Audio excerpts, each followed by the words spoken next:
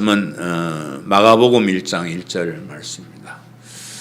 마가복음 1장 1절 보겠습니다. 신약성경 마가복음 1장 1절 제가 봉독해 드립니다. 하나님의 아들 예수 그리스도의 복음의 시작이라. 아멘. 올해도 복되고 즐거운 성탄절을 맞이했습니다. 이 특별한 날에 성탄의 축복이 여러분과 여러분의 가정 위에 충만하게 임하시기를 기원합니다. 아멘. 성탄은 세계의 명절이죠. 세상의 모든 사람들이 성탄절만 되면 기뻐하고 또 서로에게 복을 빌고 축하하면서 또 선물을 나누고 하는 그런 명절이 세계적인 명절이 되었습니다. 세상 사람들은 이날의 의미를 잘 모르니까 그냥 휴일이고 축제일이고 즐겁게 노는 날 정도로 생각을 합니다. 그러나 우리 성도들은 이날이 얼마나 우리에게 소중한 날인지 알기 때문에 하나님 앞에 나와서 하나님께 감사 예배를 드리고 또 우리 성도들과 성탄의 기쁨을 나누기도 하고 또 서로에게 복이 임하게 해달라고 서로 축복하며 기도하는 그런 뜻깊은 시간을 보내고 있습니다. 성탄절은 우리 인간의 역사에 있어서도 큰 획을 그린 아주 뜻깊은 날입니다. 우리 세상의 역사도 BC와 AD로 나누죠. 기원 전과 기원 후. 예수님이 오시기 전의 역사와 예수님이 오시고 난 후의 역사를 구별해서 BC와 AD로 이렇게 나누어서 역사를 얘기를 합니다. 우리 인간의 역사는 하나님께서 천지를 창조하심으로 시작을 하고 있습니다. 그래서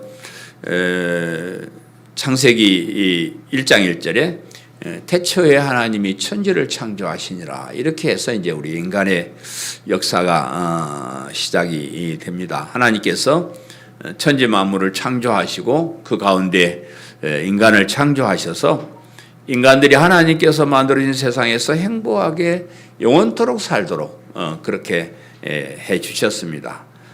우리가 잘 알듯이 하나님께서 에덴 동산에 아담과 하와를 만들어 주시고 아주 최소한의 규칙만 주셨어요. 뭐 이거 해라 저거 해라 이런 여러 가지 율법이 나중에 나온 것이지 그때는 없었습니다. 그냥 동산 중앙에 있는 선악을 알게 하는 나무 열매만 먹지 마라. 막 그렇게 그것만 지키고 살았으면 참 우리 인간들이 행복하게 영원토록 거기서 살 수 있는 그런 세상이 되었을 것입니다. 그런데 인간이 하나님의 일을 방해하는 사탄의 유혹에 넘어가는 거죠. 사탄은 하나님께서 하는 일을 방해하는 방해 공작을 하는 그런 세력인데 그런 사탄의 유혹에 우리가 넘어가 버리고 말았죠. 그래서 그 사탄의 역사와 그로 인해서 타락한 인간이 합작해서 만들어진 세상은 서로 싸우고 경쟁하고 또 불행하게 살다가 죽음을 맞이하게 되고 죽음 이후에도 영원한 지옥의 형벌을 받아야 되는 그런 비참한 인간의 역사로 전락하고 말았습니다. 그런 비참한 인간을 불쌍히 여기시고 하나님께서 재창조의 일을 시작을 하셨어요. 그러니까 다시 세상을 창조했다 그래요. 그래서 오늘 본문 말씀에 이 시작이라는 단어가 나오는데 이 창세기의 태초에라는 단어와 시작이라는 말은 같은 뜻을 같은 어원의 말입니다. 그래서 창세기의 태초가 이 세상의 시작이라 그러면 본문의 시작은 세상을 재창조하는 새로운 세상을 창조하는 그런 시작을 알리는 그런 말씀입니다. 예수 그리스도의 복음으로 인간을 구원하시고 인간이 창조 때의 영원한 생명을 가진 그 모습으로 복귀할 수 있는 새로운 세상을 창조한 날, 그래 재창조의 날이라 그래요. 그래서 오늘 성탄 감사 예배를 드리면서 성탄으로 인해 새로 시작된 세상을 오늘 본문을 중심으로 살펴보겠습니다. 성탄은 특별한 한 아이가 세상에 태어난 날이지만 그런 정도가 아니고 더 깊은 의미가 있다. 한 사람이 한 인간이 태어났다. 뭐 좀 특별한 인간이 태어났다 그런 것이 아니고 더 큰 의미가 있음을 우리가 오늘 본 말씀을 통해서 살펴보고자 합니다. 이 성탄은 하나님의 아들이 오신 날입니다. 하나님의 아들이 오셨다. 오늘 본문에 하나님의 아들 예수 그리스도의 복음이 시작이라 그렇게 말씀하셨죠. 그래서 성탄이 왜 특별한 날인가 하니 한 인간이 태어난 날이 아니라 하나님의 아들이 인간의 몸을 입고 이 세상에 오신 날이다.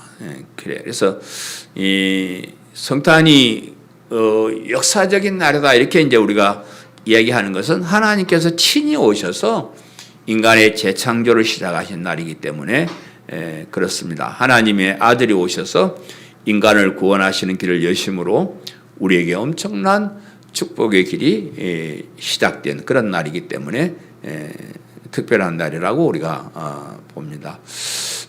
예수님께서 이 세상에 오신 것은 하나님의 아들로 오셨다. 그러니까 무조건 우리가 하나님의 아들 이렇게 하는 것이 아니고 성경에 많이 이렇게 언급되어 있어요. 그 중에 대표적인 몇 가지를 제가 소개하면 예수님께서 이제 마리아의 몸에 잉태되었을 때 천사가 와서 이 얘기를 해요. 나실 바 거룩한 이는 하나님의 아들이라 일컬어지리라. 누가복음 1장 35절. 마리아가 뭐 결혼도 안 했는데 아이를 가져서 아주 막 걱정하고 있는데 천사가 와셔서 그런 얘기를 하는 거예요. 그 아이는 하나님이다. 하나님의 아들이다. 이렇게 얘기를 하셨습니다.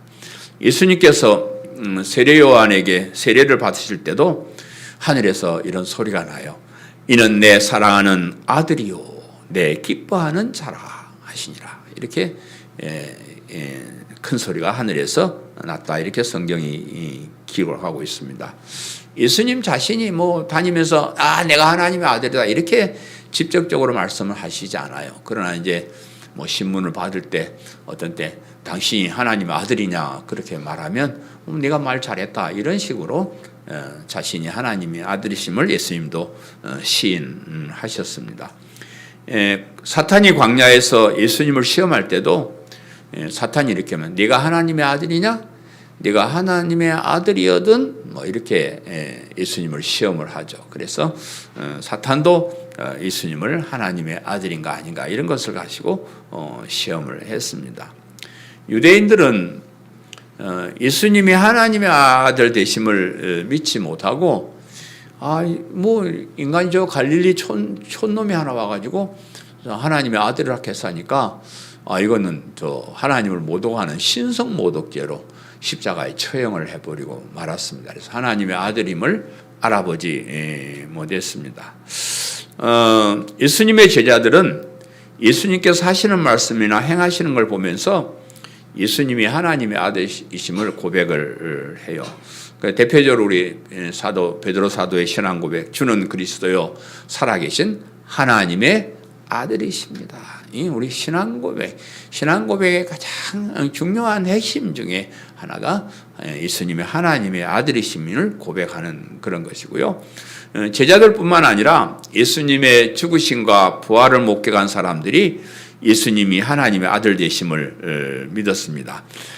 마가복음 7장 54절 말씀에 백부장과 및 함께 예수를 지키던 자들이 지진과 그 일어난 일들을 보고 심히 두려워하여 이르되 이는 진실로 하나님의 아들이었도다. 이렇게 고백을 하게 됩니다. 요한은 요한복음을 기록한 후에 요한복음을 기록한 목적을 이렇게 얘기해요. 요한복음 20장 31절에 오직 이것을 기록함은 너희로 예수께서 하나님의 아들 그리스도이심을 믿게 하려 하며 또 너희로 믿고 그 이름을 힘입어 생명을 얻게 하려 합니다. 이렇게 요한복음의 기록 다 하고 나서 기록 목적을 그렇게 얘기합니다. 그래서 성경에서 예수님이 하나님의 아들이심을 이렇게 여러 번 이야기를 하셨고 또 우리가 앞으로 살펴보겠지만은 예수님이 하나님이심을 우리가 마가복음을 통해서 앞으로 살펴보게 될 것입니다. 왜 하나님께서 직접 오셔야 됐을까? 저도 참 궁금해요. 혹시 여러분 중에 아신 분 계셔요? 아니, 사람 시키지. 왜 하나님이, 이제 하나님의 아들이란 말은 여러분 오해하실까봐, 우리도 하나님의 아들인데, 우리와 같은 하나님의 아들, 그런 뜻이 아니에요. 예수님의 하나님의 아들이라는 삼위일체, 하나님이시다, 그 말이에요. 그래서 그런 하나님이, 좋은데 계시면서 그냥 명령이나 내리고 안 그러면 다 쓸어버리고 그러면 좋았을 텐데, 왜 하나님이 직접 오셔야만 했을까 하는 궁금증이 많이 생길 겁니다. 그래서 여러 가지 이유가 있겠지만 인간 스스로가 죽어가고 멸망으로 달려가는 일을 해결할 수가 없어서 우리 인간에게 뭘 맡겨놨는데 안 되는 거예요. 그래서 하나님께서 인간들이 좀 잘 살아보게 하려고 율법도 주시고 계명도 주시고 그걸 잘 안 지키니까 선지자들도 보내주셔가지고 이렇게 좀 얘기하고 뭐라 하기도 하고 달래보기도 하고 그래도 사람들이 잘 깨닫지를 못합니다. 타락한 인간의 특징은 남의 말을 잘 안 듣는 거예요. 참 말 안 듣어. 그것도 실천하면 좋은 그런 말은 더 안 들어. 그냥 하나님께서 선지자들을 보내서 그렇게 좋은 말씀들을 해주셨는데 그런 좋은 말은 안 듣고요. 그냥 사탄이 주는 말, 우상 숭배하는 말, 그런 귀신을 섬긴 사람들이 하는 말, 그런 말들은 잘 듣습니다. 그래서 그런 사탄의 말을 듣고 따르는 한 인간이 아무리 노력해도 해결할 수 없는 그런 일들을 하나님께서 직접 오셔서 해결해 주시기 위해서 이렇게 오셨다 하는 겁니다. 특별히 이 늙고 병들고 죽어가고 죽음 후에도 영원한 지옥의 형벌로 가야 하는 이런 문제를 해결해 주실 분은 오직 하나님밖에 없습니다. 그래서 하나님께서 직접 오셔서 이런 엄청난 일을 행하신다 하는 겁니다. 하나님께서 직접 자신이 창조한 세상에 오셨지만 사람들이 알아보지 못했어요. 예수님도 하나님으로서 천지 창조할 때 같이 이렇게 천지를 창조하신 그런 분이시거든요. 그래서 창조주 하나님, 우리 예수님도 창조주 하나님이에요. 그 하나님이 자기가 만든 세상에 왔는데도 사람들이 알아보지를 못하는 거예요. 몰라. 모든 사람이 환영하고 엎드려 절해야 함에도 불구하고 극소수의 사람들만 영접을 했습니다. 그래서 요한복음 1장 9절 12절에 참빛 곧 세상에 와서 각 사람에게 비추는 빛이 있었나니 그가 세상에 계셨으며 세상은 그로 말미암아 지은 바 되었으되 세상이 그를 알지 못하였고 자기 땅에 오매 자기 백성이 영접하지 아니하였으나 영접하는 자 곧 그 이름을 믿는 자들에게는 하나님의 자녀가 되는 권세를 주셨으니. 이 세상에 오신 예수님이 하나님의 아들, 즉 하나님의 이름을 믿고 영접하는 사람은 그 영접하는 사람도 하나님의 자녀가 되도록 해주셨다. 그래서 오늘 우리가 여기 와서 그 오신 예수님을 영접하고 또 그 은혜에 감사하고 이렇게 하는 것은 하나님의 자녀가 되는, 우리도 하나님의 자녀가 되는 엄청난 일에 참여하는 것이. 아멘. 세상 사람이 영접하지 못하고 자기 잘난 것처럼 자기 마음대로 살지만 그게 잘하는 게 아니에요. 이렇게 성탄 감사 예배 때 와서 물론 성탄 감사 예배 오고 안 오고 그거 그 자체가 중요한 건 아니지만 우리가 예수님이 이 세상에 오심을, 하나님의 아들이 오심을 믿고 우리가 환영하고 영접하고 그를 믿을 때 우리도 하나님의 자녀가 되는 권세를 얻는다. 참 너무 감사하죠. 예수님만 하나님의 아들이 아니고 우리도 하나님의 자녀가 되는 그런 권세를 주시기 위해서 하나님께서 직접 오셨다 하는 것을 기억하시기를 바랍니다. 두 번째는 그리스도께서 오신 날이다. 그리스도께서 오신 날. 예수님이 누구신가라고 할 땐 누구예요? 하나님의 아들이시다. 그러면 예수님이 무엇을 하러 오셨는가라고 할 때는 그리스도다 이렇게 얘기를 해요. 그리스도는 직능이 뭘 하는지 직분을 나타내는 거예요. 뭐 목사, 장로, 집사, 또 뭐 사장, 그런 직책을 말하듯이 그리스도는 예수님의 직책을 얘기하는 겁니다. 그래서 예수님께서 공생애를 시작하시자 예수님이 그들이 기다리는 메시아심을 알아보고 그를 따르는 사람들이 생기기 시작했어요. 여러분 잘 아시는 것 같아요. 제가 말씀을 안 드리는데 하다 보니까 생각에는 메시아란 말과 그리스도란 말은 같은 말이에요. 같은 말.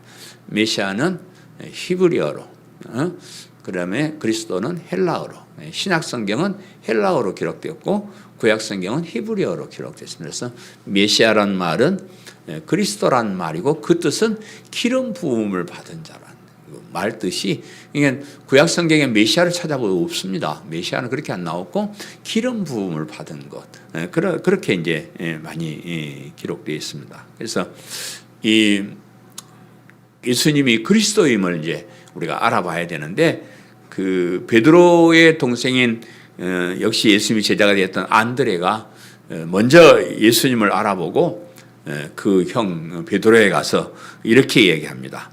그가 먼저 자기의 형제 시몬을 찾아 말하되 우리가 메시아를 만났다 그래요. 우리가 예수님을 만나고 와서 우리가 메시아를 만났다. 그래서 여기서 가로 열고 메시아는 번역하면 그리스도라 이렇게 번역을 해놨어요. 거기다 토를 달아놨습니다. 그래서 안드레가 예수님을 봤는데 저분이 구약 성경에 약속하신 그 메시아다. 그 메시아를 우리가 만났다. 형님, 내가 메시아를 만났어. 우리 같이 갑시다. 이런 얘기를 하는 거예요. 그래서 메시아는 번역하면 그리스도라 이렇게 얘기를 하는데, 당시의 유대인들은 하나님께서 구약 성경을 통해서 약속하신 메시아를 기다리고 있었습니다. 그래서 구약 성경을 한마디로 요약하면 오실 메시아에 대한 약속, 예언이요 약속입니다. 구약 성경에는 이렇게 해서 메시아가 오실 것이다. 이렇게 해서 메시아를 보내요. 이런 약속, 예언, 약속, 그것이 구약 성경의 핵심입니다. 사람들이 성경을 하나님의 말씀으로 믿으면서도 각각 다른 믿음을 가져요. 여러분, 제가 목사로서 신학자로서 연구를 하고 막 연구를 했는데요. 다녀보면 우리 성도들, 교회 다닌다는 사람들 이래 보면은요, 그 믿음이 색깔이 좀 달라요. 믿음이 똑같은 성경을 보면서 믿음이 색깔이 좀 다른 이유는 구약 성경의 기록 목적이 무엇인가를 아는 사람과 그것을 모르는 사람의 차이. 뭐든지 그렇습니다. 여러분, 구약 성경이나 신약 모든 성경이 왜 이걸 여기다가 기록했는가를 알고 성경을 보는 사람하고 그것을 모르고 보는 사람하고는 많은 차이가 나는 거예요. 구약 성경이 단순히 이스라엘의 역사다, 아니면 거기 우리가 인간이 이렇게 하면 복을 받고 저렇게 하면 벌을 받는데 그것을 잘 지켜서 이 땅에서 복을 받게 하는 그런 책이다, 이렇게 생각해 버리면 예수님을 그리스도로 만나지 못합니다. 다른 믿음 아니야. 다 구약 성경 가지고 막 목사님들 다 이거 봐라, 살인하지 말라, 하지 말라 했지, 이렇게 살아야 된다, 똑바로 해야 된다. 아이고 틀린 말은 아니지만 구약 성경에 왜 그런 것을 기록했는가를 잘 모르는 사람들이 있다. 그는 안타깝습니다. 그래서 사람들이 예수님을 그리스도로 믿는 것보다 이 세상에서 착하게 살고 바르게 사는 종교 정도로 생각하고 하나님을 믿습니다. 성탄절이 되면 좋은 일 한다고 사람들이 몰래 뭣도 갖다 주고 좋은 일도 하고 하는데, 그건 나쁜 일은 아니에요. 괜찮은 일이지만 성탄절이 되면 예수님이 그리스도로 오셨구나 하는 것을 깨닫는 게 가장 중요해요. 구약 성경은 타락한 인간이 아무리 노력해도 바르게 살 수가 없고 그저 서로 싸우고 경쟁하다가 늙고 병들고 죽고 마는 인생이다, 그렇게 기록된 거예요. 그래서 그런 문제를 해결하지 않는 한 너희들에게 희망은 없다. 그게 구약 성경이 얘기해요. 그래서 그것을 바로잡고 새로운 소망을 주기 위해서 내가 메시아를 이 세상에 보낼 테니까 너희들은 그 메시아를 알아보고 영접하고 믿고 구원을 받고 새로운 삶을 시작하라. 이것이 성경의 핵심. 그것을 아는 사람들은 하나님께서 약속하신 메시아를 기다리고 있어요. 메시아, 언제면? 우리는 지금 재림하실 예수님을 기다리고 있잖아요. 이 초대교회 여기 예수님 오실 때 이때는 초림의 예수님을 기다리는 사람들이 많이 있었습니다. 이 세상 사람들을 구하러 오시는 예수님을 메시아, 즉 기름 부음을 받은 사람이라는 직책을 주신 것은 그 기름 부음을 받은 사람들이 구약 시대에 구약 성경에 보면 기름을 부어서 임명한 직책들이 아주 특별한 직책이고 알고 보면 그런 직책들이 예수님을 예표하기 위한 거예요. 오실 예수님은 이러이러한 일을 하실 것이다 하고 보여주신 그런 거예요. 그래서 구약시대 때 기름을 부어서 세우는 사람은 세 가지로 나타나는데 왕을 세울 때 기름을 부어서 세웁니다. 그리고 제사장을 세울 때 기름을 부어서 세우고 선지자를 세울 때 특별히 기름을 부어서 세우도록 그렇게 되어 있습니다. 그래서 예수님을 메시아, 기름 부음을 받은 자라고 하는 것은 예수님이 왕으로, 제사장으로, 선지자로 이 세상에 오신다 그런 말이에요. 구약 시대의 왕이나 제사장이나 선지자는 불완전한 거예요. 그 흉내는 내지만 완벽하지 못했던. 그러나 예수님은 왕이요, 제사장이요, 선지자 할 때 앞에 하나를 붙여야 돼요. 우리 예수님은 완벽한 왕, 완벽한 제사장, 완벽한 선지자. 그렇게 우리가 해석을 합니다. 왕으로 오신 분이기 때문에 메시아라고 그러는데 원래 하나님은 완전한 왕이죠. 우리는 하나님께서 왕으로 다스리는 그런 세상에 사실은 살아야 돼요. 그런데 타락한 인간이 타락하고 난 다음에 사람들이 하나님을 만날 수가 없죠. 그래서 하나님께서 이제 왕을 대리로 세워가지고 인간 왕을 대리로 세워서 나라를 다스렸습니다. 그러나 인간 왕이 되어서 하나님의 뜻을 따라 제대로 다스리지를 못했어요. 물론 세상의 왕들은 하나님 모르니까 자기 마음대로 하지만 하나님 나라라고 만들어진 이스라엘 나라 왕들도 다 살펴보면 진짜 참 어째 그래 왕이 그럴까? 어째 그래 왕이 그럴까? 우리는 다윗 왕은 그래도 좀 이제 모든 왕들을 평가할 때 이 사람은 다윗 왕의 뒤를 따랐더라 이렇게 이제 평가를 해서 다윗 왕 한 사람만 그래도 왕 같은 그나마 왕 같은 그런 사람이었는데 나머지 사람들은 하나님을 대리해서 나라를 다스리는 사람들이 하나님을 대리하는 게 아니고 사탄을 대리해가지고 우상 숭배를 조장하고 그런 엉터리 왕들이 참 많았습니다. 그래서 이스라엘의 왕들은 불완전한 왕이었고 완전한 왕이신 메시아를 보내주신다는 것을 보여주는 예표적인 것, 상식적인 것이었습니다. 그래서 진짜 왕으로 오시는 분이 예수님 메시아이시다 그런 뜻입니다. 완전한 선지자로 오신 분이기 때문에 메시아라고 합니다. 원래는 하나님께서 인간들에게 직접 말씀을 하셨어요. 그러나 인간이 타락한 후에는 선지자들을 보내서 하나님 말씀을 전하게 했어요. 근데 선지자들은 하나님 말씀을 제대로 이해를 못하니까 전달이 잘 안 되는 거예요. 하나님이 이렇게 하라 그러면 그 말을 잘 알아들었으면 또 그렇게 전하면 될 텐데 그렇게 전하지 않아요. 그래서 선지자들은 부분적인 것 이렇게 전하고 불완전한 선지자였어요. 또 거기에 따라서 거짓 선지자들은 또 왜 이렇게 많아? 진짜 선지자는 별로 없고 전부 거짓 선지자들이 자기가 하나님께 뭘 말씀을 받았다면서 헛소리하고 그러니까 참 선지자를 가지고 하나님의 뜻을 전하는 건 참 불가능한 그런 일이었습니다.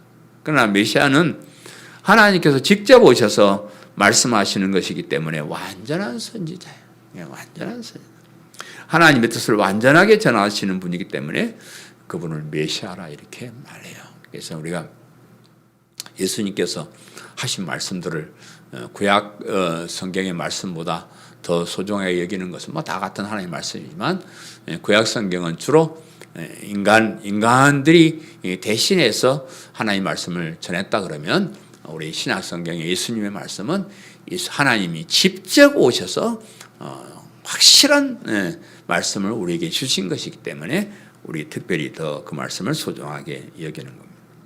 완전한 제사장으로 오신 분 때문에 메시아라 그럽니다.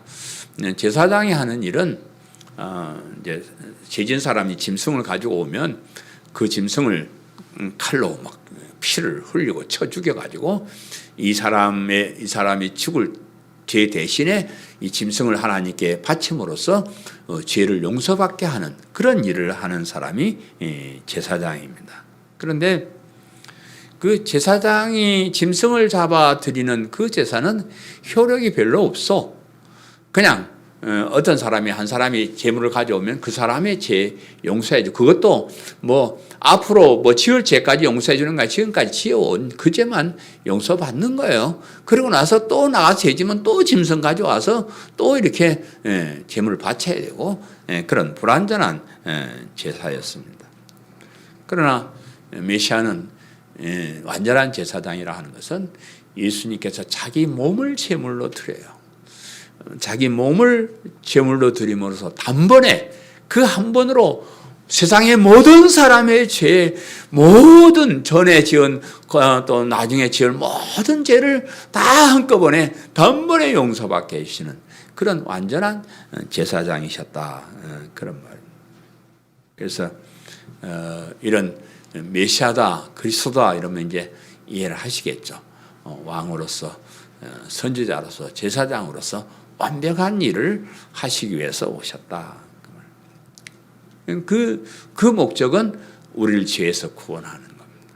그래서 예수님이란 이름에도 구원의 뜻이 있습니다. 이게 성경이 얼마나 구원을 핵심적으로 기록했냐 그러면 구원하러 오신 예수님의 이름도 구원이고 또 메시아도 그 구원을 하는 그런 일을 하는 그 직책이고 모든 것이 다 그렇게 되어 있습니다. 천사가 마리아에게 수태고지를 할 때 예수님이란 이름의 뜻을 이렇게 설명해요. 아들을 낳으리니 이름을 예수라 하라. 이는 그가 자기 백성을 그들의 죄에서 구원할 자이심이라. 예수님이 자기 백성, 하나님의 백성들의 죄를, 자기들이 지은 죄를 용서받게 하시고 거기서 구원받게 해주신다. 그래서 이름까지도 구원자 예수님이라 이렇게 지었습니다. 우리가 이렇게 예수님의 탄생을 축하하고 감사 예배를 드리는 것은 그 예수님이 구약성경에 예언하신 메시아가 되기 때문이고요. 인류가 그렇게 오랫동안 기다리던 그 메시아가 우리를 구원하러 오신 날이기 때문에 그렇습니다. 마지막 세 번째 이 성탄절은 복음이 시작된 날입니다. 복음이 시작. 이 복음은 단순히 기쁜 소식, 복된 소식이 아니라 하나님의 아들 예수 그리스도의 복음이라 이래잖아요. 하나님의 아들의 복음이고 예수 그리스도의 복음이다. 예수 그리스도에 관한 복음이다. 이렇게 해석을 하기도 해요. 예수 그리스도를 통하여 우리에게 주시는 복된 소식이다. 이렇게 말해요. 그러니까 복음은 예수님을 통해서 예수 그리스도를 통해서 그 이름 안에 있는 그런 뜻들을 통해서 우리를 구원하시는 그 일을 복음이라 이렇게 말해요. 자꾸 이 복음을 사람들에게 복음 좀 전해라 그러면 저도 복음 전합니다. 복음 전. 근데 복음의 뜻이 달라. 네? 내가 말하는 그 복음, 성경에 말하는 복음은 구원의 복음이에요. 구원의 복음. 예수님을 통해서 예수님을 믿음으로 구원에 이르는 그 복된 소식을 복음이라 하는 거지. 뭐 이 땅에서 좀 잘 되고 뭐 잘 살고 그런 걸 복음이라 말하지 않습니다. 예수님께서 그리스도로 이 세상에 오심으로 이제 그 복음이 시작이 되었다. 우리의 구원이 시작이 되었다. 그런 날이다. 그 말입니다. 우리는 이 복음서를 배우기 전에 복음이 무엇인지를 알고 복음을 전해서 온 세상에 교회를 세운 사람들의 기록을 살펴보았습니다. 그들은 오직 예수 그리스도의 복음만을 전파해요. 여러분, 우리가 이제 그 사도행전을 통해서 그 복음을 가지고 세계 만방에 선교하는 그런 모습도 살펴보았고요. 또 로마서나 에베소서나 이런 서신서를 통해서 그 복음이 성경의 핵심이라는 것을 우리가 쭉 살펴보았습니다. 그래서 이 복음이 성경과 구원의 핵심이고 다른 복음은 없다 그렇게 말해요. 제가 몇 번 말씀드렸습니다. 갈라디아서 1장 7절 8절에 다른 복음은 없나니 다만 어떤 사람들이 너희를 교란하여 그리스도의 복음을 변하게 하려 함이라. 그러나 우리나 혹은 하늘로부터 온 천사라도 우리가 너희에게 전한 복음 외에 다른 복음을 전하면 저주를 받을지어다. 오직 복음, 오직 십자가의 복음, 그 복음 외에 성경이 다른 거 얘기하지 않습니다. 오죽하면 그랬어요. 사도 바울이 복음을 전해놓고는 또 사람들이 딴소리를 하고 그 복음을 버리고 딴 데로 가고 그래요. 참 이상하다. 이렇게 우리 인간에게 가장 복된 소식, 그리스도를 통한 이 구원의 이 복음을 전했는데 왜 이 복음을 버리고 딴 얘기를 하냐 그 말이에요. 내가 이 얘기하는데 이 복음밖에는 없어. 예? 이 복음밖에 딴소리 하면요, 하늘에서 천사가 와서 이 얘기를 한다 해도 그냥 저주를 받을 그런 사람이지 그 아무것도 아니요. 오직 복음이요. 이렇게 얘기를 합니다. 그리고 그 복음을 이렇게 정의를 해요. 제가 잘 이용하는 로마서 1장 17절, 16절, 17절 말씀이래요. 내가 복음을 부끄러워하지 아니하노니 이 복음은 모든 믿는 자에게 구원을 주시는 하나님의 능력이 됨이라. 복음에는 하나님의 의가 나타나서 믿음으로 믿음에 이르게 하나니 기록된 바 오직 의는 믿음으로 말미암아 살리라 함과 같으니라. 복음이 무엇이냐 할 때 이 얘기를 하면 됩니다. 복음은 모든 믿는 자에게 구원을 주시는 하나님의 능력이 거기 들어있다. 복음에는 하나님의 의의 기준이 들어있는데 그 기준은 믿음이라는 것이다. 하나님이 어떤 사람이 의로운 사람이냐, 어떤 사람이 죄인이냐를 딱 기준을 정해놓고 있어요. 그걸 여러분, 제가 여러분에게 그거 가르쳐 드렸는데 그것만 해도 여러분 봉 잡았어. 이 본문을 하나님의 의의 기준이라고 얘기하는 설교 내가 잘 못 들으면 하나님이, 우리는 의의 기준이 각각 다르잖아요. 그죠? 우리 옛날 사람들은 부모에게 효도 잘하고 순종하고 이런 사람은 의로운 사람, 불효하는 놈, 나쁜 놈 이렇게 정해놓고 여러 가지 우리 나름대로 의의 기준이 있잖아요. 왜 우리 인간의 의의 기준은 별로 소용이 없어. 그거는 인간 살 때 이 세상에서 필요하겠지만 우리가 천국 가고 하나님 자녀가 되고 하는 그 의의 기준은 그건 별 그런 거 상관없어요. 하나님이, 천국의 주인이신 하나님이, 최후의 재판장이신 예수님이 어떤 것이 의롭고 어떤 것이 불이다라고 딱 정해놨으면 그 시험 문제를 알았잖아요. 그건 따라가면 돼요. 어디에요? 예수님을 그리스도로 믿는 사람, 의로운 사람. 예수님을 그리스도로 안 믿는 사람, 나쁜 놈.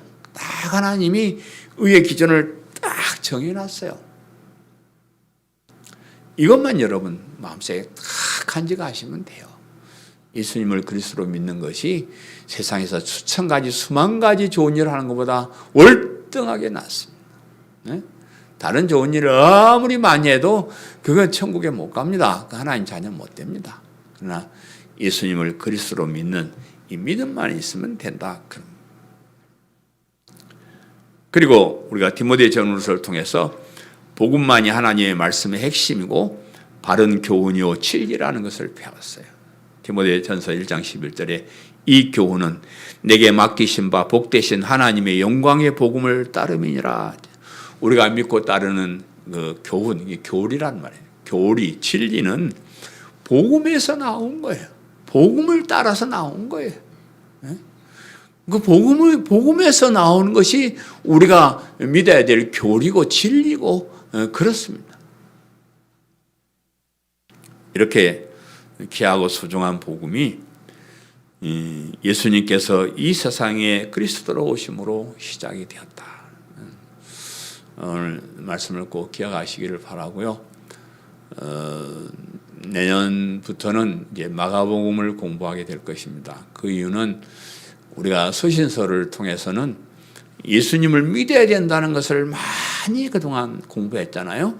예수를 믿어야 된다, 예수를 믿어야 된다. 그런데 그럼 예수님이 누군데 도대체 믿어야 된다 이렇게 말하느냐라고 질문하는 사람들, 그런 사람들에게 마가복음이 기록된 겁니다. 마가복음이 디모데 전후서보다 늦게 기록됐어요. 여러분 성경, 신약 성경을 뭐부터 기록됐냐, 마태복음, 마가복음 이렇게 순서대로 얘기하면 안 돼요. 그거는 그냥 질서를 이렇게 잡기 위해서 이렇게 해놓은 거지 기록된 순서대로 된 게 아닙니다.